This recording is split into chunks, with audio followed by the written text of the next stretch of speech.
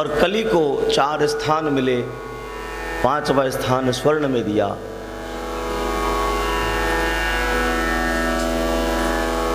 राजा ने ऐसा क्यों किया ये भी हमने सुना। कलिकाल में सारे अवगुण होने के बाद भी सबसे बड़ा गुण क्या है? कलौ केशव कीर्तनात्। इस कलिकाल में केशव का कीर्तन करने मात्र से अनेक अनेक यज्ञों का फल भी सहज ही प्राप्त हो जाता है। और इस कलिकाल में मानस पुण्य होए नहीं पापा। आंख बंद करके आप बद्री धाम, केदारनाथ, खाटू श्याम सबकी यात्रा कर लो, मानो ठाकुर जी सामने ही खड़े हैं, तो सारा पुण्य आपको मिलेगा। और अगर आपके मानस में कोई दुर्विचार आ गया है, गलत विचार आ गया है, तो उसका पाप नहीं लगेगा। इतना बड़ा गुण है। इसलिए गुणग्राही राजा परीक्षित ने कलिकाल को रहने दिया। ये तो बड़े पराक्रमी थे, वो पांडव वंशी थे, साधारण थोड़ी थे। क्योंकि विधि का विधान भी बदल जाता अगर वो उसको मार देते, और वो पांडव वंशी थे, इसलिए शरणागत आ गया था कलिकाल, इसलिए उसे क्षमा करके उसे रहने को स्थान दे दिया। लेकिन एक भूल हो गई।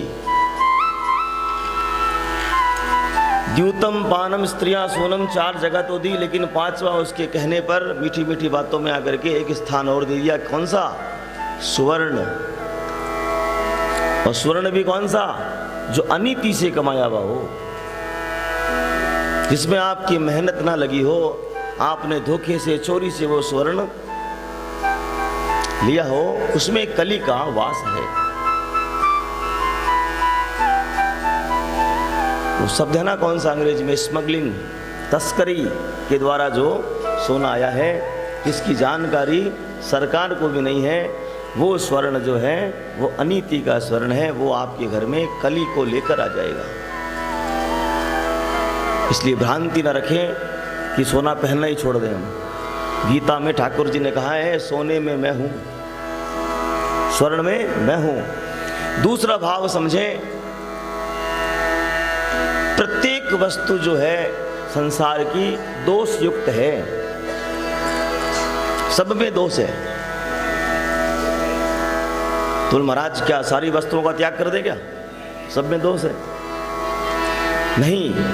संत कहते हैं इसका उपचार क्या है, इसका उपाय क्या है कि जो भी वस्तु हम अपने लिए उपयोग में लाते हैं, लेने से पहले उपयोग में ठाकुर जी को हम पहले समर्पित कर देवें। ठाकुर को समर्पित करते क्या हो जाएगा? वो प्रसाद बन जाएगा और प्रसाद हम ले सकते हैं। लेकिन इसका अर्थ का अनर्थ नहीं करना है। तस्करी भी कर सकते हैं तब तो, हाँ?